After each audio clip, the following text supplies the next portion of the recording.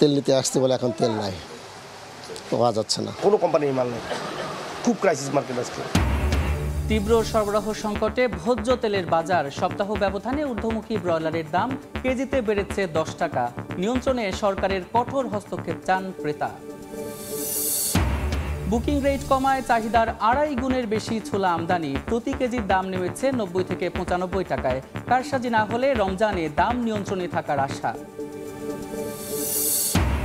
টানা পতনের বৃত্ত থেকে বেরিয়ে কিছুটা ঊর্ধ্বমুখী পুঁজি বাজার, সপ্তাহের 5 কার্যদিবসেই বেড়েছে সূচক ও লেনদেন। শীর্ষে ছিল ব্যাংক, আর্থিক প্রতিষ্ঠান, তলানিতে পর্যটন। বছরে 12% হারে বাড়ছে ফার্নিচার শিল্পের বাজার, বিপরীতে রপ্তানিতে হিস্সা নামমাত্র। রুচির সঙ্গে পাল্লা দিয়ে নকশায় অত্যাধুনিক প্রযুক্তি ব্যবহারের পরামর্শ। এবং মার্কিন শুল্ক বাধার পরও চীনের অর্থনীতিতে রেকর্ড লেনদেন। নববর্ষ উদযাপনে দেশি বিদেশিদের উপচে পড়া ভিড়। পর্যটন বিনোদন খাতে ভোক্তার খরচ কয়েক গুণ বেশি।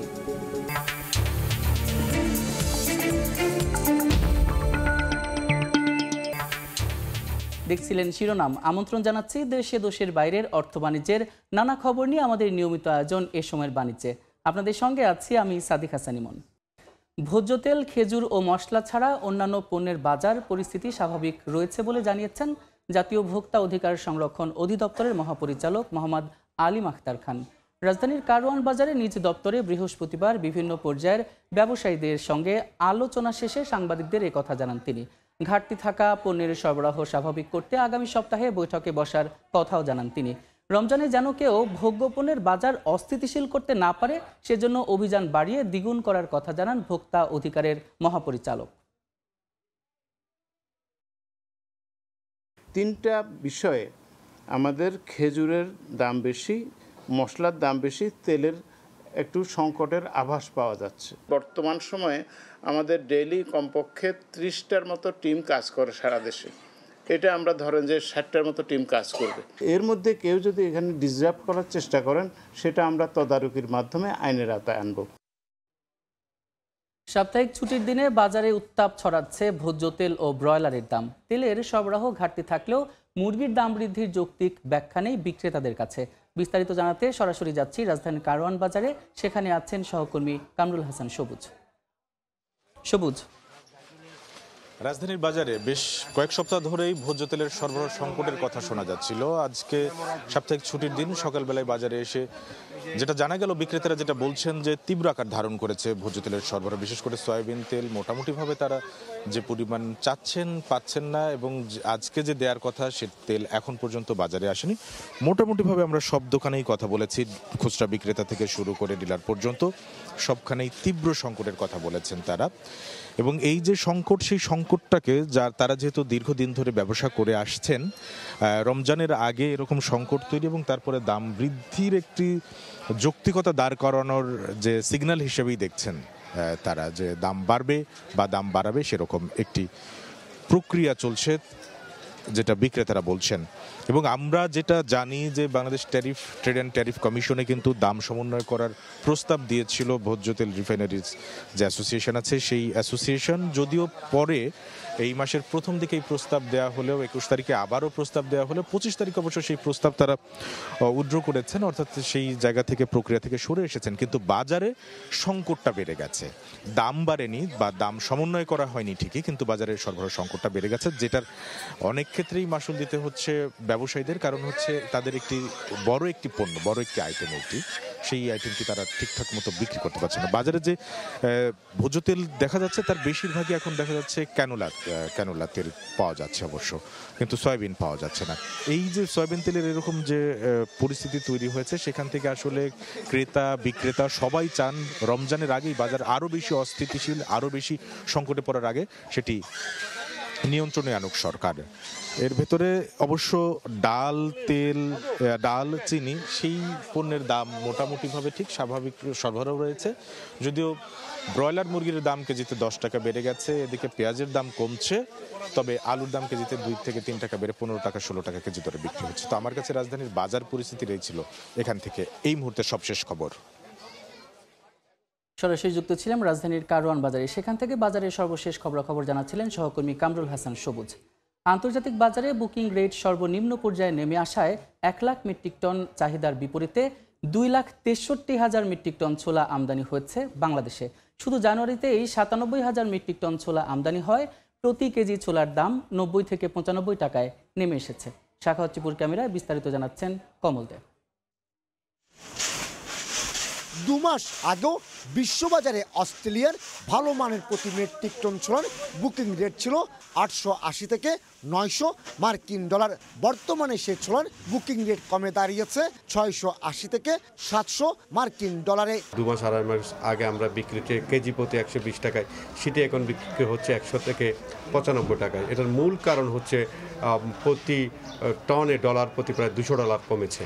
চট্টগ্রাম কাস্টম হাউজের তথ্য মতে 2024 সালের পুরো বছরে 1,66,000 মেট্রিক টন ছোলা আমদানি হলো। চলতি বছরের জানুয়ারি মাসে এককভাবে 97,181 মেট্রিক টন ছোলা আমদানি হয়েছে। এক্ষেত্রে সিন্ডিকেট যদি না কাজ করে থাকে এবং সরকার যদি যথেষ্ট এখানে কন্ট্রোল করতে পারে, সাধারণ মানুষ খুবই রিজনেবল প্রাইসে ছোলা কিনতে পারবে বলে আমরা আশা করছি। পাইকারি পর্যায়ে বর্তমানে ভালো মানের প্রতি কেজি ছোলা 90 থেকে 95 টাকায় বিক্রি হচ্ছে। শুধুমাত্র প্রিমিয়াম কোয়ালিটির জবা ও সূর্যমুখী ব্র্যান্ডের ছোলার দর 102 টাকা।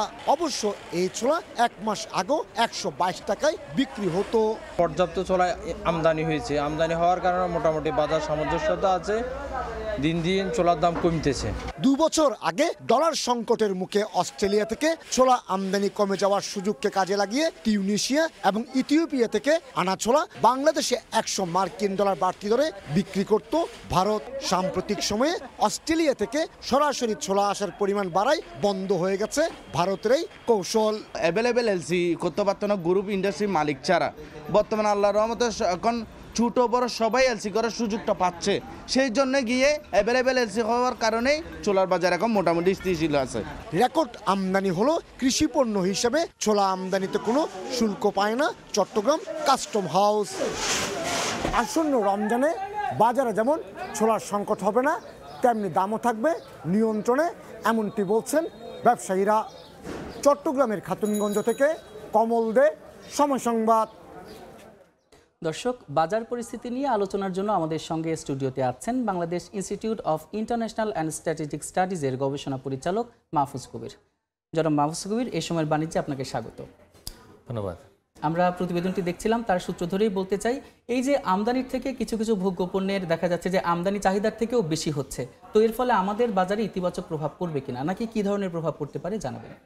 ধন্যবাদ। আসলে এই অন্তর্বর্তী সরকার বেশ কিছু ভালো উদ্যোগ গ্রহণ করেছে এই পুরো বাজার ব্যবস্থাপনার ক্ষেত্রে। এর মধ্যে একটা বড় ভালো সিদ্ধান্ত হচ্ছে যে রমজানের বেশ অনেক সময় আগেই এই যে এলসিটা একটু স্বাভাবিক করা হয়েছে এবং খুব নিত্য প্রয়োজনীয়, মানে বিশেষ করে রমজানের সময় ভোগ করা হয় এই ধরনের পণ্য, এই যেমন ছোলা একটা বড় রকমের আইটেম। এবং এটি ছাড়াও কিন্তু যে খেজুর বা এই যে ভোজ্য তেলের ক্ষেত্রে অবশ্য অস্থিরতা এখনও রয়েছে, কিন্তু সরকার আশা করছে যে খুব দ্রুত সেটা কাটানো যাবে। আর এর পাশাপাশি চিনি, তো এই বিষয়গুলোর পাশাপাশি ফলের আমদানি করাটাও সহজ করা হয়েছে। মানে বিষয়টা হচ্ছে যে এই পুরো এলসির যে প্রক্রিয়া সেটা অনেকটাই সহজ হয়ে গেছে এবং এটার কারণে দেখা যাচ্ছে যে এই আমদানিটা অনেক বেশি হচ্ছে। এবং ইতিমধ্যে আমরা একটু আশা করছিলাম যে যতটুকু চাহিদা রয়েছে তার চাইতে বেশি আমদানি হবে। আর যদি আমদানি বেশি হয় তাহলে স্টক বেশি থাকার কারণে এমনিতেই আসলে সরবরাহটা বাড়বে এবং তখন আর এই ব্যবসায়ীদের দিক থেকে কোনো অজুহাত তৈরি করার সুযোগ থাকবে না। আসলে সরকার এই কৌশলটাই প্রয়োগ করেছে এবং সেটা কিন্তু কাজে লাগছে এবং আমরা আশা করছি যেটার কারণে আসলে এই ছোলা সহ অন্যান্য যে পণ্যগুলো আছে, খেজুর বা এই যে পণ্যগুলো আসলে রমজানের সময় ভোগ করা হয়, সেগুলোর দামটা কমবে বা অন্তত এই অস্থিরতা দেখা যাবে না বাজারে। আচ্ছা, আগের সময়গুলোতেও দেখা গেছে যে এবার কি আসলে আগে থেকে জানানো হচ্ছে যে প্রয়োজনীয় চাহিদার তুলনাও বেশি আমদানি করা হচ্ছে, এবার কি দেখানো হচ্ছে শুধু এই জন্য যাতে কৃত্রিম সংকট তৈরি না হয়, এই জন্য কি? হ্যাঁ, আসলে এটা একটা বড় কৌশলের অংশ। তার কারণ বাজার ব্যবস্থাপনায় পুরো উন্নতি করাটা কিন্তু আসলে 1-2 দিনের বিষয় নয়। এবং এই অন্তর্বর্তী সরকার আসলে বুঝতে পেরেছে যে বাজার একটা বড় সেন্সিটিভ জায়গা এবং এখানে অনেক রকমের প্লেয়ার, তারা কিন্তু বিভিন্ন রকমের রোল প্লে করে থাকে এবং কি করে যে অজুহাতের যে সংস্কৃতি সেটা তৈরি করে বাজারে কৃত্রিম সংকট তৈরি করে। তো এখন কিন্তু সেই কৌশল থেকে বের হয়ে আসার জন্যই কিন্তু মূলত সরকার সিদ্ধান্ত নিয়েছে এবং আমি মনে করি যে এটা ভালো সিদ্ধান্ত হয়েছে। আর পাশাপাশি কিন্তু সরকার দেখাচ্ছেও যে না, ঠিক আছে, এই পরিমাণে আমদানি হচ্ছে, বা এনবিআর কর্মকর্তারা বা কাস্টমস হাউসে যারা আছেন তারা বলছেন যে কি পরিমাণে আসলে আমদানি হয়েছে এবং যতটুকু প্রয়োজন তার যদি দ্বিগুণের বেশি আমদানি হয় ছোলা, তার মানে কি যে এটা খুব ভালো একটা বিষয় এবং এটা কিন্তু পুরো বাজার ব্যবস্থা সম্পর্কেও কিন্তু একটা ইতিবাচক ধারণা দিচ্ছে কনজিউমারদের, যে না, সরকার যথেষ্ট পরিমাণে সচেতন এবং আসলে এই যে বেশি পরিমাণে আমদানির সুযোগ দেওয়ার কারণে দেখা যাচ্ছে হয়তো ক্যাপিটাল কিছুটা আটকে আছে, কিন্তু তারপরেও বাজারে যে অস্থিরতা নেই বা থাকবে না। তো এই এই একটা ইঙ্গিত কিন্তু সরকারের দিক থেকে দেওয়া হচ্ছে সাধারণ মানুষকে। আচ্ছা, প্রতি বছরই দেখা যায় যে রমজান আসলেই ভোগ্যপণ্যের দামগুলো বেড়ে যাচ্ছে, বিশেষ করে ছোলা, চিনি যেগুলোর কথা বললেন, এবং ইফতারি সম্পর্কিত বা বিভিন্ন পণ্যের। তো আসলে দেখা যাচ্ছে এবার যেহেতু আগে থেকে দেখানো হচ্ছে, তারপরেও কি কৃত্রিম সংকট তৈরি হতে পারে বা প্রতিরোধে কি কি ব্যবস্থা নেওয়া যেতে পারে এখন আসলে? না, এটা তো আসলে নির্ভর করে যে আসলে ব্যবসায়ীরা কিভাবে এই বাজারটাকে ডিল করছেন। হ্যাঁ, কিন্তু তারপরেও যেহেতু আমদানি হয়েছে দ্বিগুণেরও বেশি, মানে ছোলার ক্ষেত্রে এবং খেজুরের ক্ষেত্রে কিন্তু একটা ভালো সরবরাহ রয়েছে, বা যে ফলমূল সেগুলো আমদানি হয়েছে। যদিও ফলের ক্ষেত্রে যেটা রিসেন্টলি যে সাপ্লিমেন্টারি ডিউটি, তো সেখানে একটু সমস্যা তৈরি হয়েছে এবং এই কারণে দাম কিছু বেশি এখন। কিন্তু তারপরেও যেহেতু সরবরাহটা রয়েছে, সুতরাং এই কারণেই কিন্তু এই যে বড় রকমের যে সংকট তৈরি করতে পারবে ব্যবসায়ীরা, সেটার সুযোগটা কিন্তু কম। তার কারণ অনেক ব্যবসায়ী আমদানি করেছে। এখন যেটা হয়েছে যে আগে যেটা হতো যে বড় বড় গ্রুপ তারা হয়তো আমদানি করতে পারতো, কিন্তু এখন তো ছোট মাঝারি বড় সবাই আমদানি করছে। তার মানে হলো যে প্রতিযোগিতার পরিবেশ তৈরি হয়েছে, সবার কাছেই ছোলা আছে, সবার কাছে অন্যান্য যে রমজানের পণ্য সেগুলো আছে। তো সুতরাং এই প্রতিযোগিতা একটা বড় কারণ। আর একটা হচ্ছে স্টকটা রেখে তো কোনো লাভ নেই। রমজানের সময় ছোলাটা সবচেয়ে বেশি ব্যবহার করা হয়, তো ওই সময় যদি তারা বিক্রিটা না করে তাহলে কিন্তু দাম এমনভাবে পড়ে যাবে যে তখন কিন্তু তারা ব্যবসা করতে পারবে না। তো সুতরাং তাদের নিজেদের লাভের স্বার্থেই আসলে এই রমজানের সময় ছোলাটা ছেড়ে দিতে হবে বাজারে। এবং এই কারণে আমার যেটা ধারণা যে আসলে এই চাইলেই যে ব্যবসায়ীরা যে একটা কৃত্রিম সংকট তৈরি করবেন সেটা হবে না, এবং যদি করতে চান তারা তাহলে সেটা তাদেরই ক্ষতি হবে। জি, ক্ষতি তো হবে। আমি জানতে চাচ্ছিলাম যে কোন কোন পদক্ষেপ এখনো, যেহেতু তারা তো প্রত্যেক বছরই করে আসছেন, তো এবছরও করার চেষ্টা করবেন। তো দেখা যাচ্ছে কৃত্রিম সংকট যাতে তৈরি না হয়, এই জন্য আসলে জনগণেরই বা কী কী পদক্ষেপ নেওয়া দরকার, বা বাজার তদারকিতে কী কী পদক্ষেপ নেওয়া দরকার বলে আপনার মনে হয়? হ্যাঁ, এই ক্ষেত্রে যেটা হবে, হয়তো ছোলার ক্ষেত্রে যেহেতু দ্বিগুণের বেশি আমদানি করা হয়েছে, তো সেখানে হয়তো অত বড় রকমের কোনো সমস্যা তৈরি হবে না। হয়তো যদি দাম বাড়েও হয়তো 5 টাকা বড় জোর বা 10 টাকা ম্যাক্সিমাম, তাহলে কিন্তু তারপরেও কিন্তু গত অন্যান্য বছরের তুলনায় এটা ভালো। যে আগের সময় আমরা দেখতাম যে আসলে এই অস্থিরতা তৈরি হচ্ছে এবং ছোলার বাজার দামটা কমছে না। কিন্তু এবার যেহেতু অনেক বেশি সরবরাহ রয়েছে, সে কারণে কিছুটা বেড়ে যাওয়ার হয়তো সুযোগ রয়েছে। তার কারণ অনেক সময় হয় কি যে ব্যবসায়ীরা বলেন যে না ঠিক আছে, ওই পুঁজিটা আটকে আছে, জিনিসটা অনেকদিন ধরে আছে ইয়েতে স্টকে, তাদের খরচ হচ্ছে বেশি, এই কারণে তারা হয়তো কিছুটা দাম বেশি চার্জ করতে পারেন। কিন্তু যেহেতু ছোটদের কাছেও আছে, তো সুতরাং এখানে আসলে তেমন হয়তো সুযোগ থাকবে না। কিন্তু এরপরেও সরকারকে সতর্ক হতে হবে যে যাতে করে আসলে এই যে ব্যবসায়ীরা বিভিন্ন রকম, বিশেষ করে যে বড়দের মধ্যে জোট তৈরি হয়ে যে যাতে তারা বাজারটাকে মানে কোনো উত্থান পতনের দিকে না নিয়ে যান, তো সেটার দিকে মানে চিন্তা করতে হবে। আর এর পাশাপাশি ভোক্তাদের আরেকটু বেশি সচেতন হতে হবে। এবং হ্যাঁ, এবং বিশেষ করে এখন এই যে ভোক্তা অধিকার সংরক্ষণ অধিদপ্তরের কাছে তারা হয়তো নালিশ জানাতে পারেন, অভিযোগ করতেই পারেন যে যদি তারা বেশি দেখেন যে দাম হচ্ছে, মানে অতিরিক্ত যদি দাম চার্জ করা হয়। আর আমরা কিন্তু খেজুরের ক্ষেত্রে ভালো তথ্য পাচ্ছি না, এবং ছোলার ক্ষেত্রে যেহেতু জানাই গেছে যে এটা দ্বিগুণের বেশি হয়েছে, কিন্তু আসলে খেজুরের ক্ষেত্রে অবস্থাটা কি? এরকম করে প্রত্যেকটা পণ্যের ক্ষেত্রে এই আসলে সরবরাহ পরিস্থিতি কেমন, কতটুকু আমদানি হয়েছে, এই বিষয়গুলো যদি ভোক্তা অধিকার সংরক্ষণ অধিদপ্তর, NBR, customs house, Bangladesh bank তারা যদি আরো বেশি বেশি করে বলে, প্রচার করে তথ্য, তাহলে সেই ক্ষেত্রে মানুষ জানতে পারবেন যে আসলে চাহিদার তুলনায় অনেক বেশি পণ্য আছে। তো সুতরাং এখানে তারাও কিন্তু তাদের অ্যাকশনটা ঠিক করে রাখবেন, তারা কিন্তু তখন কিন্তু চাপ দিতে পারবেন বা ব্যবসায়ীদের সাথে নেগোসিয়েশনে যেতে পারবেন।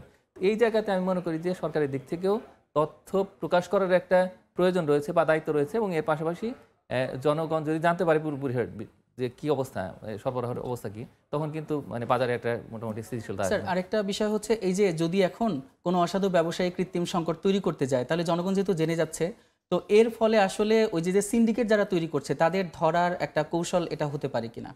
অবশ্যই এটা অত্যন্ত ভালো একটা কৌশল হতে পারে, এবং সেই ক্ষেত্রে আমি মনে করি যে কনজিউমার অ্যাসোসিয়েশন যারা আছেন, যে ক্যাব, তো তারা কিন্তু এখানে একটা ভালো রোল প্লে করতে পারে। তার কারণ তারা এই পুরো বাজার মনিটরিংয়ের ক্ষেত্রে দায়িত্ববান, এবং তারা কিন্তু প্রত্যেকটা বাজারে গিয়ে গিয়ে খোঁজ খবর নেয়। এখন সাধারণ জনগণের সঙ্গে যদি এই ক্যাবের একটা সম্পর্ক তৈরি হয়, এবং এই ক্যাবের মাধ্যমে যদি কেউ কোনো রকমের কোনো সংকট তৈরি করার চেষ্টা করে, তাহলে সেক্ষেত্রে দ্রুত আইনগত ব্যবস্থা নিয়ে যে পুরো বাজারটাকে যে স্থিতিশীল করা, সেটার জন্য কিন্তু একটা সুযোগ তৈরি হয়েছে, এবং এটি আসলে নেওয়া উচিত। যে এবং খুব দ্রুত অভিযোগ জানানো, এবং ভোক্তা অধিকার সংরক্ষণ অধিদপ্তর, বাণিজ্য মন্ত্রণালয় এবং একই সঙ্গে প্রতিযোগিতা কমিশন সবাই এসে কিন্তু ওই ব্যবস্থাটা নিতে পারে। এবং এই এখনও ব্যবস্থা নেওয়ার কিন্তু একটা বড় সময় বা সুযোগও তৈরি হয়েছে। তার কারণ আগে যেরকম ছিল যে এটা পলিটিক্যাল গভর্নমেন্ট, এখন কিন্তু এরকম নয়। তো এখন এইভাবে যদি কেউ করে কোনো কাজ, সরকার অনেক সুবিধা দিয়েছে, শুল্ক প্রত্যাহার করেছে, শুল্ক কমানো হয়েছে, এলসিটা সহজ করা হয়েছে, এরপরে তো আসলে এগুলো করার সুযোগ নেই। যদি কেউ করে সেটা নিশ্চয়ই একটা বড় অপরাধ, এবং এই অপরাধের শাস্তি দিতে হবে তাদেরকে। আচ্ছা, এই যে এখন আসলে বাজার তদারকিটা বেশি জরুরি, নাকি দেখা যাচ্ছে সরবরাহ ব্যবস্থাটা আরো মসৃণ করার মানে প্রতি গুরুত্ব দিতে হবে, আপনার কি মনে হয়? দুটাই দরকার। তার কারণ সরবরাহ তো একদিকে লাগবেই, এবং যথেষ্ট পরিমাণে যদি সরবরাহ থাকে তাহলেই সেক্ষেত্রে তখন বলা যাবে ব্যবসায়ীদের যে না ঠিক আছে তারা কেন করছে এটা, বা অন্যায় হলে সেটা কিন্তু প্রতিকার করা যেতে পারে। এখন ওইটা নিশ্চিত করতে হবে, সেটার জন্য এলসিটা আরও সহজ করা। তো যেহেতু রমজানকে সামনে রেখে এটা করা হয়েছে এবং তাতে কিন্তু আমরা ভালো ফল দেখলাম যে ব্যবসায়ীরা ভালো আমদানি করছেন। কারণ অন্যান্য নিত্য প্রয়োজনীয় পণ্যের ক্ষেত্রেও যেটা সারা বছর ধরে ব্যবহার করা হয় সেটার ক্ষেত্রেও এই একই ধরনের পদ্ধতি ব্যবহার করতে হবে, যাতে করে এই বাজারে কেউ অস্থিতিশীলতা তৈরি করতে না পারে। বাজার কিন্তু অনেকটাই দেখা যাচ্ছে যে স্থিতিশীল হয়ে আসছে আস্তে আস্তে। বেশ কয়েক মাস ছিল আমরা কিন্তু দেখেছি যে ব্যবসায়ীদের পক্ষ থেকে কিরকম কিন্তু সাপোর্ট দেওয়া হচ্ছিল না, কিন্তু এখন এই সরকার এই কৌশল অবলম্বন করেছে যে না এলসিটা সহজ করেছে, নিত্য প্রয়োজনীয় পণ্যের ক্ষেত্রে শুল্ক প্রত্যাহার বা শুল্ক কমানো, এবং এই যে স্থানীয় পর্যায়ে যে ভ্যাট সেগুলো কমানো হচ্ছে। তো এইটা একটা কাজ দিচ্ছে। তো এখন এইটাকেই ভিত্তি ধরে সামনের দিনগুলোতে পুরো বাজার ব্যবস্থা আরো যাতে মসৃণ হয় এবং আরো যাতে সহজ হয়। আরেকটা প্রশ্ন ছিল, শেষ প্রশ্ন, সেটা হচ্ছে সরবরাহ ব্যবস্থায় মধ্যস্বত্ব ভোগীদের দৌরাত্ম্যকে মানে কি উপায়ে কমানো যেতে পারে, এটা আপনার কাছে জানতে চাই। মধ্যস্বত্ব ভোগীর ক্ষেত্রে যেটা দেখা যায় যে আসলে চালের ক্ষেত্রে দেখা যায় যে অনেকগুলো মধ্যস্বত্ব ভোগী আছে, বা এই যে আমাদের যে দেশের ভিতরে উৎপন্ন যে সমস্ত খাদ্যপণ্য সেগুলোর ক্ষেত্রে আছে। এখন ওই জায়গাটাতে আসলে দুটো ব্যবস্থা করা যায়। একটা হলো যে কন্ট্রাক্ট ফার্মিং, এটা করা যেতে পারে এবং সেটা কিছু কিছু কাজ হচ্ছে, কিন্তু এত বড় লেভেল আসলে এটা করা সম্ভব নয়। আর মধ্যস্বত্বভোগীদের মধ্যে সবচেয়ে বড় যারা, তারা হচ্ছে যে যারা পুঁজি বিনিয়োগ করে, বা যে কোল্ড স্টোরেজের মালিক অথবা যে মিলার, তো তাদেরকে আসলে একটা জবাবদিহিতার মধ্যে নিয়ে আসতে হবে। এটা করতে পারলে আমি মনে করি যে বাজারে স্থিতিশীলতা প্রতিষ্ঠা করা সম্ভব। জি, ডক্টর মাহফুজ কবির, অসংখ্য ধন্যবাদ এই সময়ের বাণিজ্যে আসার জন্য। ধন্যবাদ। আমাদের সঙ্গে বাজার পরিস্থিতি নিয়ে আলোচনার জন্য স্টুডিওতে এসে সরাসরি উপস্থিত ছিলেন ডক্টর মাহফুজ কবির। টানা পতনের বৃত্ত থেকে বেরিয়ে কিছুটা ঊর্ধ্বমুখী দেশের পুঁজি বাজার। প্রধান বাজার ঢাকা স্টক এক্সচেঞ্জ ডিএসইতে সপ্তাহের 5 কার্যদিবসেই বেড়েছে সূচক ও লেনদেন। আগের সপ্তাহের হিসাব আনলে টানা 6 কার্যদিবসে ঊর্ধ্বমুখী ছিল ঢাকা পুঁজি বাজার। লেনদেন বেড়েছে পতনে থাকা ব্যাংক ও আর্থিক প্রতিষ্ঠান সহ 19 খাতের শেয়ারের, তবে কমেছে প্রযুক্তি, পাট ও পর্যটন খাতের লেনদেন। জানুয়ারিতে উত্থান পতনের মধ্য দিয়ে মাস পার করলেও দ্বিতীয় মাসে কিছুটা ঊর্ধ্বমুখী প্রবণতায় দেশের প্রধান পুঁজিবাজার ঢাকা স্টক এক্সচেঞ্জ ডিএসসি। টানা 5 কার্যদিবসেই বেড়েছে মূল্যসূচক সহ বেশ কিছু প্রতিষ্ঠানের শেয়ার ও মিউচুয়াল ফান্ডের ইউনিটের দাম। সপ্তাহ ব্যবধানে ডিএসসির মূল্যসূচক বেড়েছে 66.27 পয়েন্ট, আর 9,105 কোটি 42 লাখ টাকা বেড়ে বাজার মূলধন দাঁড়িয়েছে 6,73,930 কোটি টাকায়। এদিকে টানা পতন দেখা বেশ কিছু খাতে লেনদেন বেড়েছে। ব্যাংক খাতে 64.8, আর্থিক প্রতিষ্ঠানে 75.36, খাদ্যে 64.44, কর্পোরেট বন্ডে 226.1 ও জীবন বীমা খাতে বেড়েছে 139.6%। তবে কমেছে প্রযুক্তি, পাট ও পর্যটন খাত সহ 5টি খাতের লেনদেন। গেল সপ্তাহে দাম বাড়ার তালিকায় শীর্ষ 5-এ জায়গা পায়নি এই ক্যাটাগরির কোনো প্রতিষ্ঠান। প্রথম অবস্থানে রয়েছে এনার্জি প্যাক। বাকি প্রতিষ্ঠানগুলো হলো premier leasing, phoenix finance, new line clothing ও আলিফ ম্যানুফ্যাকচারিং। দর কমতির তালিকায় শীর্ষ 5 প্রতিষ্ঠান হলো রেনুইক যজ্ঞেশ্বর, মার্কেন্টাইল ও express insurance, global heavy chemicals এবং paper processing and packaging limited. Farhadur Rahman, Somoy Sangbad, Dhaka. দেশের 25 থেকে 30 হাজার কোটি টাকার ফার্নিচার শিল্পের বাজার বছরে বাড়ছে 12% হারে, আর $650 বিলিয়ন রপ্তানি বাজারে হিস্যার নামমাত্র। এ অবস্থায় রুচির সঙ্গে পাল্লা দিয়ে বাজার টিকিয়ে রাখতে আধুনিক প্রযুক্তির ব্যবহারে নকশার উন্নয়নের পরামর্শ ব্যবসায়ীদের।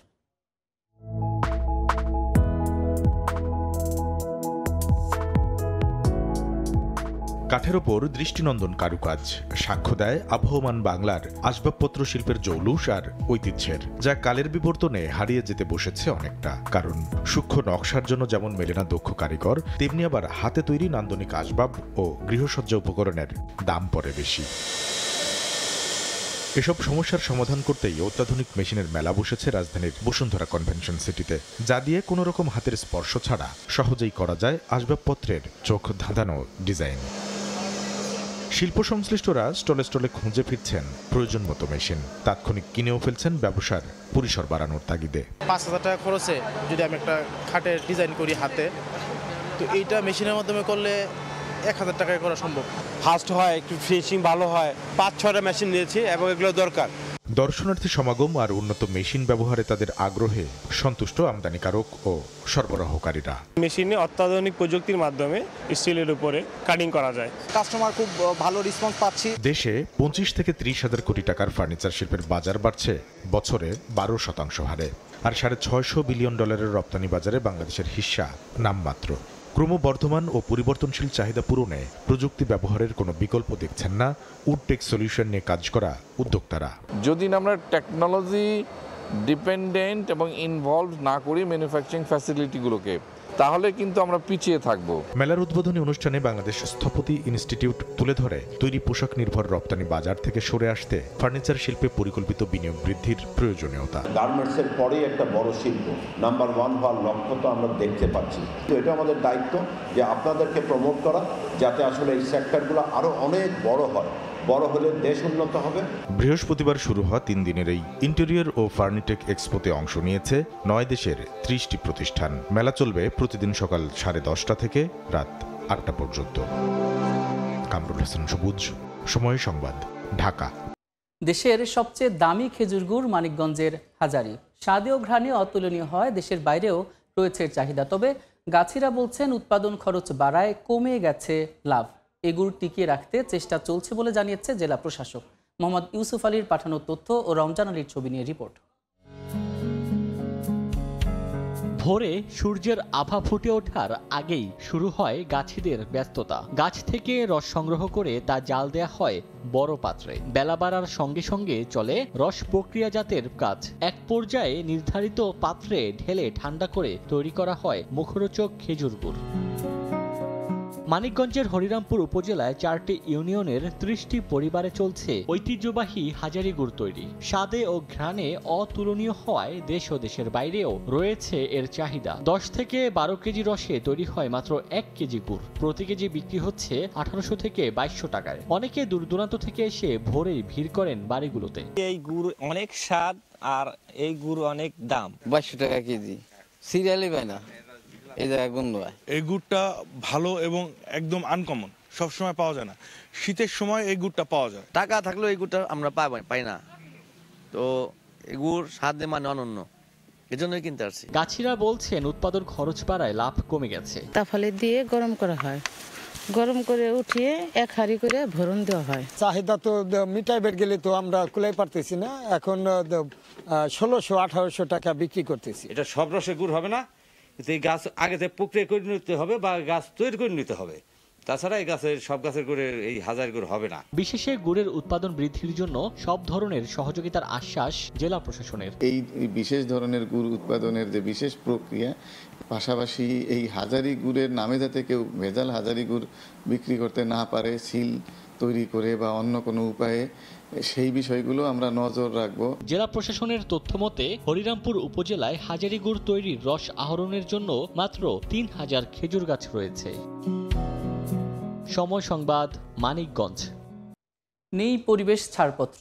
কারখানার দূষিত বর্জ্য মিলছে আশেপাশের পুকুর এবং ফসলি জমিতে। এরপরও নির্বিঘ্নে ব্যাটারি উৎপাদন করছে নরসিংদীর পলাশ উপজেলার ফুলবাড়িয়া গ্রামের জিনওয়ান স্টোরেজ লিমিটেড নামের প্রতিষ্ঠান। কারখানার বর্জ্যে ক্ষতিগ্রস্ত অন্তত 3000 একক কৃষি জমি। মানুষের পাশাপাশি বিভিন্ন রোগে আক্রান্ত হচ্ছে গবাদি পশুও। আশিকুর রহমান পিয়ালের পাঠানো তথ্য এবং মাহমুদুল হাসান মাহফুজের ছবি নিয়ে রিপোর্ট। কারখানা থেকে দূষিত বর্জ্য এসে পড়ছে পাশের পুকুরে। ছোট নালা করে এই বর্জ্য ফেলা হচ্ছে ফসলি জমিতে। আবার পুকুর থেকে মেশিনের সাহায্যেও তরল বর্জ্য নিষ্কাশন করা হচ্ছে জমিগুলোতে। 2019 সালে নরসিংদীর পলাশ উপজেলার ফুলবাড়িয়া গ্রামে নির্মাণ করা হয় জিন-ওয়ান স্টোরেজ লিমিটেড নামে একটি ব্যাটারি তৈরির কারখানা। এখানকার এসিডযুক্ত তরল বর্জ্য আশপাশের ফসলি জমি ও পুকুরে যাওয়ায় দেখা দিয়েছে বিপর্যয়। এলাকাবাসী জানান, কারখানার বর্জ্যে ফুলবাড়িয়া সহ পার্শ্ববর্তী দক্ষিণ দেউড়া, কালাপাইকা এবং মালিতা গ্রামের ক্ষতিগ্রস্ত হয়েছে অন্তত 3000 একর কৃষি জমি। মানুষের পাশাপাশি বিভিন্ন রোগে আক্রান্ত হচ্ছে গবাদি পশুও। কেউ প্রতিবাদ করলে হামলা মামলার মাধ্যমে দমিয়ে রাখা হচ্ছে। 3000 বিঘা জমি নষ্ট হইতেছে। এই পানি আমরা কলেজে যাই, কলেজে খাইয়ে পানি খাই আমরা পোলাপান আগর অসুবিধা হইতেছে। আন্দোলন করার পরে কিছুদিন বন্ধ রাখে ফ্যাক্টরি, আবার দেখা গেছে তারা কিভাবে চালায় নেয়। ওদের কোনো পরিবেশ অধিদপ্তরের ছাড়পত্র নাই, কোনো ট্রেড লাইসেন্স নাই, মানে কোনো ডকুমেন্টসই ওদের নাই। কারখানার ব্যবস্থাপকও স্বীকার করলেন পরিবেশ ছাড়পত্র নেই প্রতিষ্ঠানটির। পরিবেশের ছাড়পত্র যেটা আমরা আবেদন করেছি সেটা আমাদেরকে কিছু রিকোয়ারমেন্ট দিয়েছে যে এই ডকুমেন্টস লাগবে, আমরা ওই ডকুমেন্টসগুলো সাবমিট করেছি, এখন ফাইল অন দ্য প্রসেস। পরিবেশ অধিদপ্তর জানায় অনুমোদনহীন এই কারখানার সরেজমিনে পরিদর্শন করে মিলেছে সত্যতা। এই বিষয়ে আইনগত ব্যবস্থা নিতে জানানো হয়েছে ঊর্ধ্বতন কর্তৃপক্ষকে।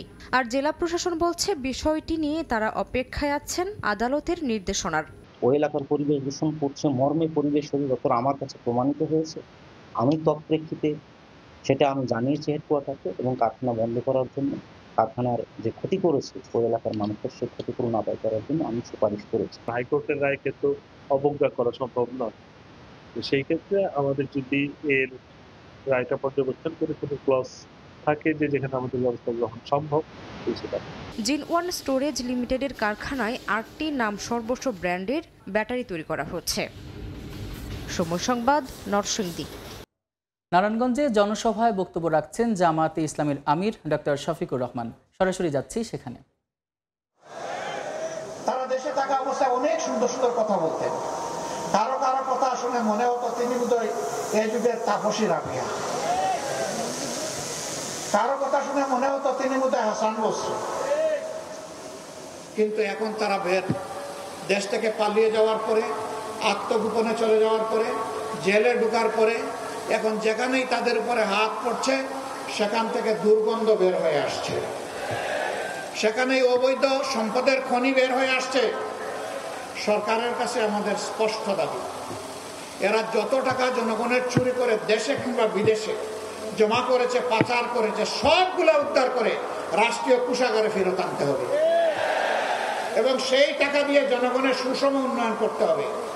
আমরা কোনো বৈষম্য চাই না।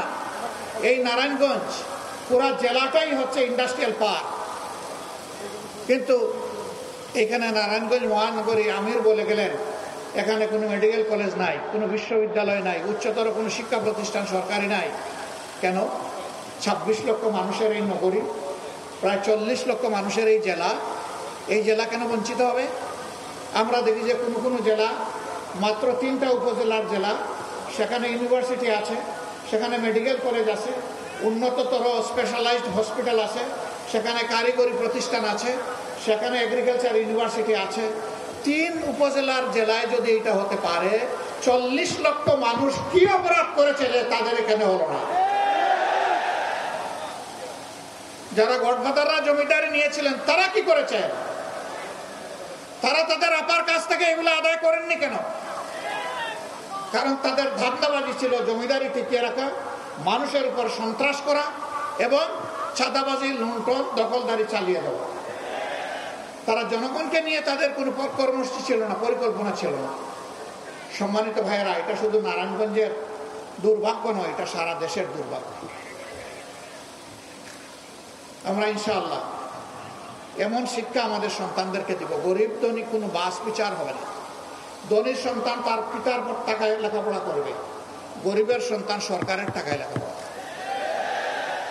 কোন চিলড্রেন আর পথ শিশু, এটা আমরা শুনতে চাই না। এ শিশু এ দেশে জন্মগ্রহণ করেছে, একে আমরা মানুষ হিসেবে গড়ে তুলবো ইনশাআল্লাহ। আগামী দিনে আমাদের সন্তানেরা লেখাপড়া করে যখন শিক্ষার পাঠ চুকিয়ে শিক্ষা প্রতিষ্ঠান থেকে বের হবেন, তখন একই সাথে তাদের হাতে যেমন সার্টিফিকেট আসবে, তেমনি তাদের জন্য উপযুক্ত কাজও চলে আসবে ইনশাআল্লাহ। সরাসরি যুক্ত ছিলাম নারায়ণগঞ্জে। সেখানে বক্তব্য রাখছেন জামায়াতে ইসলামীর আমির ডক্টর শফিকুর রহমান। পহেলা ফাল্গুন বিশ্ব ভালোবাসা দিবস এবং আন্তর্জাতিক মাতৃভাষা দিবস ঘিরে সারা দেশে বেড়েছে ফুলের চাহিদা। তাই ব্যস্ত সময় পার করছেন চাষিরা। এই মুহূর্তে সাভারের সাদুল্লাপুরের গোলাপ গ্রামে আছেন সহকর্মী মোজাফর হোসেন জয়। সরাসরি চলে যাচ্ছি তার কাছে। জয়, আমি রয়েছি সাভারের বিরুলিয়া সাদুল্লাপুরের গোলাপ গ্রামে। আপনারা জানেন যে সামনে রয়েছে ভালোবাসা দিবস, আপনার 21শে ফেব্রুয়ারি, পহেলা ফাল্গুন, নানা অনুষ্ঠানকে ঘিরে কিন্তু এখানে কিন্তু ইতিমধ্যেই ফুলের পসরা বসিয়েছে বাগান মালিকরা। ইতিমধ্যে আমরা দেখতে পাচ্ছি যে ফুলে ফুলে বাগান সেজে গিয়েছে এবং ফুলের সৌরভে মৌ মৌ করছে চারিদিক। আমরা দেখেছি যে দর্শনার্থীরা কিন্তু সকাল থেকেই এই গোলাপ গ্রামে ভিড় জমাচ্ছে এবং তারা কিন্তু দারুণভাবে আমেজ উপভোগ করছে। এই শীতের সকালের যে সুন্দর যে পরিবেশ, সেই পরিবেশকে তারা উপভোগ করছে। একই সাথে কিন্তু যে বাগান মালিকরা রয়েছেন তারা বলছেন যে এবার গোলাপ গ্রামে গোলাপ চাষ ভালো হয়েছে, তাদের ব্যবসাও ভালো চলছে বলে তারা জানিয়েছেন। এক একটি গোলাপ বিক্রি করছেন 8 থেকে 10 টাকা করে এবং গোলাপগুলো ফুটেছেও বেশ বড় বড় আকারের। আপনারা দেখতে পাচ্ছেন যে অনেক বড় আকারের গোলাপ এই বাগানে শোভা পাচ্ছে। পহেলা ফাল্গুন, ভালোবাসা দিবস, 21শে ফেব্রুয়ারিকে কেন্দ্র করে কিন্তু ইতিমধ্যেই আপনার এই গোলাপ গ্রামের চাষিরা কিন্তু তাদের গোলাপের বাগানে কিন্তু গোলাপ সাজিয়ে রেখেছেন। অনেক বাগানেই ফুল ফুটেছে। তারা বলছেন যে মূলত তিনটি অনুষ্ঠানকে উপলক্ষ করে তারা এই বাগানগুলো পরিচর্যা করেছিলেন। বিশেষ করে যেটি একটি কিন্তু ইতিমধ্যেই শেষ হয়ে গিয়েছে, সেটি হচ্ছে 16 ডিসেম্বরকে কেন্দ্র করে, বিজয় দিবসকে কেন্দ্র করে কিন্তু তারা একটি ভালো বিক্রি করেছেন বলেও তারা জানিয়েছেন। একই সাথে আপনার যে হ্যাপি নিউ ইয়ার, সে সময় তারা ভালো বেচাকেনা করেছেন। একই সাথে সামনে এখন 3টি উপলক্ষ রয়েছে, সেই 3টি উপলক্ষকে কেন্দ্র করে কিন্তু তাদের বাগানের পরিচর্যা চলছে। একই সাথে কিন্তু অনেক দর্শনার্থী এখানে আসছেন, যারা আপনার বাগানকে যেমনি সুন্দরভাবে দেখছেন, অনেকেই ছবি তুলছেন, অনেকেই পরিবারের পরিজনকে নিয়ে এখানে ছোট্ট আকারে কিন্তু পিকনিকও বা বনভোজন কিন্তু উপভোগ করছেন বলে আমরা দেখতে পাচ্ছি। একই সাথে কিন্তু বাগানে ফুল কেনার সাথে সাথে কিন্তু রথ দেখা, কলা বেচার মতো একটি অবস্থা, যে ফুলের বাগানে এসে তারা ছবি তুলছেন এবং আপনার ফুলও কিনে নিয়ে যাচ্ছেন। পাশাপাশি কিন্তু আমরা এই ফুলের বাগানে এসে যেটি দেখেছি সেটি হচ্ছে যে দোকানগুলো বাগানের পাশে কিন্তু দোকানও রয়েছে। সেই দোকানগুলোতে কিন্তু ফুলের পসরা সাজিয়ে বসেছিলেন দোকান মালিকরাও। সাভারে বলতে গেলে বিরুলিয়ার এই গোলাপ গ্রামে কিন্তু গোলাপের পাশাপাশি অন্যান্য ফুলেরও চাষ হয়ে থাকে। তো আমার কাছে কিন্তু গোলাপ গ্রাম থেকে এই ছিল সর্বশেষ। সরাসরি যুক্ত ছিলাম সাভারের গোলাপ গ্রামে। ট্রাম্পের শুল্ক বাধায় চাপে থাকলেও চান্দ্রবর্ষ উদযাপন ঘিরে চাঙ্গা হয়েছে চীনের অভ্যন্তরীণ অর্থনীতি। পর্যটন, বিনোদন, যাতায়াত সহ বিভিন্ন খাতে খরচ বেড়েছে ভোক্তাদের। রেকর্ড সংখ্যক ভ্রমণ আর বক্স অফিস কালেকশনে ঝিমিয়ে পড়া অর্থনীতিতে নতুন জোয়ার এসেছে বলে ধারণা চীনা প্রশাসনের। প্রতি বছরের মতো এবারেও চীনে জাঁকজমকভাবে পালিত হয়েছে চান্দ্রবর্ষ বা লুনার ইয়ার। জনপ্রিয় এই উৎসব উপলক্ষে চাঙ্গা হয়ে উঠেছে দেশটির অর্থনীতি। উৎসবের সময়ে পর্যটন, যাতায়াত সহ বিভিন্ন খাতের খরচ নতুন রেকর্ড তৈরি করেছে বলে জানিয়েছে চীনের সংস্কৃতি ও পর্যটন মন্ত্রণালয়। বুধবার মন্ত্রণালয় প্রকাশিত তথ্য অনুযায়ী 8 দিনের ছুটিতে ভ্রমণের উদ্দেশ্যে 50 কোটির বেশি যাত্রা সম্পন্ন হয়েছে, যা গেল বছরের তুলনায় প্রায় 6% বেশি। পর্যটন বাবদ সাধারণ মানুষ খরচ করেছে $9,300 কোটি, যা বছর ব্যবধানে 7% বেশি। বেড়েছে বিদেশি পর্যটকের সংখ্যাও। প্রতিদিন গড়ে 17,95,000 বিদেশি তাদের যাত্রা সম্পন্ন করেছে, যা গত বছরের তুলনায় প্রায় 23% বেশি। এবারের চান্দ্রবর্ষের ছুটি প্রভাব ফেলেছে চীনের বক্স অফিসেও। চলচ্চিত্রের বাজার আয় করেছে $130 কোটি, যা 2024 সালের তুলনায় প্রায় 19% বেশি। দেশটির পররাষ্ট্র মন্ত্রণালয়ের মুখপাত্র লিন জিয়ান জানান, চান্দ্রবর্ষ উপলক্ষে তাদের অর্থনীতি নতুন করে উজ্জীবিত হয়েছে। অন্তরা সেন, সময় সংবাদ। সৌদি আরবে ভ্রমণ ও ওমরা হজ পালনকারীদের জন্য মেনিনজাইটিসের টিকার সনদ বাধ্যতামূলকের সিদ্ধান্ত স্থগিত করেছে দেশটির সরকার। বিশ্বব্যাপী স্বাস্থ্য পরিস্থিতি পর্যবেক্ষণ করে এই টিকার বাধ্যবাধকতা স্থগিত করা হয়েছে। বিস্তারিত আরিফুর রহমানের প্রতিবেদন। গেল 7 জানুয়ারি সৌদির স্বাস্থ্য মন্ত্রণালয় বিভিন্ন দেশ থেকে আগত ভ্রমণ ভিসাধারী ও ওমরা হজ পালনকারীদের মেনিনজাইটিসের টিকা নেওয়া বাধ্যতামূলক ঘোষণা করে। ওই ঘোষণায় জানানো হয় ভ্রমণের কমপক্ষে 10 দিন আগে টিকা নিতে হবে এবং ভ্রমণের সময় প্রমাণপত্র সঙ্গে রাখতে হবে। এটি 10 ফেব্রুয়ারি থেকে কার্যকর হওয়ার কথা ছিল। তবে বৃহস্পতিবার সৌদি স্বাস্থ্য মন্ত্রণালয়ের বরাতে বিভিন্ন আন্তর্জাতিক এয়ারলাইন্স জানায় এখন থেকে মেনিনজাইটিস ভ্যাকসিনের শরত ছাড়াই সৌদি আরব ভ্রমণ করা যাবে। সৌদি সরকার নতুন ঘোষণায় জানিয়েছে ভ্রমণ ও ওমরা ভিসায় যাত্রীদের জন্য মেনিনজাইটিস ভ্যাকসিন সার্টিফিকেটের বাধ্যবাধকতা স্থগিত করা হয়েছে। এই ঘোষণার পরপরই বিভিন্ন এয়ারলাইন্স কর্তৃপক্ষও তাদের যাত্রীদের জানিয়ে দিয়েছে এখন থেকে মেনিনজাইটিস টিকা ছাড়াই সৌদি আরব যাওয়া যাবে। তবে ভ্রমণের আগে সবশেষ নির্দেশনা সম্পর্কে সংশ্লিষ্ট কর্তৃপক্ষের সঙ্গে যাত্রীদের যোগাযোগ রাখার পরামর্শ দেওয়া হয়। আরিফুর রহমান, সময় সংবাদ, সৌদি আরব। বিশ্বব্যাপী ছড়িয়ে থাকা মার্কিন উন্নয়ন সংস্থা ইউএসএআইডির কর্মীদের ছুটি দিয়ে যুক্তরাষ্ট্রে ফেরার নির্দেশ দেওয়া হয়েছে। মার্কিন প্রেসিডেন্ট ডোনাল্ড ট্রাম্পের জারি করা এক নির্দেশনার বরাত দিয়ে এ তথ্য জানিয়েছে মার্কিন গণমাধ্যম CNN। ইউএসএইডের এক বিবৃতিতে বলা হয়েছে, যুক্তরাষ্ট্রের স্থানীয় সময় শুক্রবার থেকে সংস্থাটির সরাসরি নিয়োগকৃত কর্মী প্রশাসনিক ছুটিতে যাবেন। শুধু মিশনের গুরুত্বপূর্ণ দায়িত্ব এবং বিশেষভাবে মনোনীতরা ছুটির আওতামুক্ত থাকবেন। এদিকে মার্কিন দাতা সংস্থাটির ওয়েবসাইট গত সপ্তাহে বন্ধ থাকলেও তা আবার চালু করা হয়েছে। এ পর্যায়ে শীর্ষ সংবাদগুলো জানিয়ে দিচ্ছি আরেকবার। তেল নিতে আসতে বলে এখন তেল নাই, পাওয়া যাচ্ছে না, কোনো কোম্পানির মাল নেই, খুব ক্রাইসিস মার্কেট আজকে। তীব্র সরবরাহ সংকটে ভোজ্য তেলের বাজার সপ্তাহ ব্যবধানে ঊর্ধ্বমুখী ব্রয়লারের দাম কেজিতে বেড়েছে 10 টাকা। নিয়ন্ত্রণে সরকারের কঠোর হস্তক্ষেপ চান ক্রেতা। বুকিং রেট কমায় চাহিদার 2.5 গুণের বেশি ছোলা আমদানি। প্রতি কেজিতে দাম নেমেছে 90 থেকে 95 টাকায়। কারসাজি না হলে রমজানে দাম নিয়ন্ত্রণে থাকার আশা। এবং পতনের বৃত্ত থেকে বেরিয়ে কিছুটা ঊর্ধ্বমুখী পুঁজি বাজার। সপ্তাহের 5 কার্যদিবসেই বেড়েছে সূচক লেনদেন। শীর্ষে ছিল ব্যাংক, আর্থিক প্রতিষ্ঠান, তলানিতে পর্যটন। এই ছিল এই সময়ের বাণিজ্যের সঙ্গে থাকুন সময়।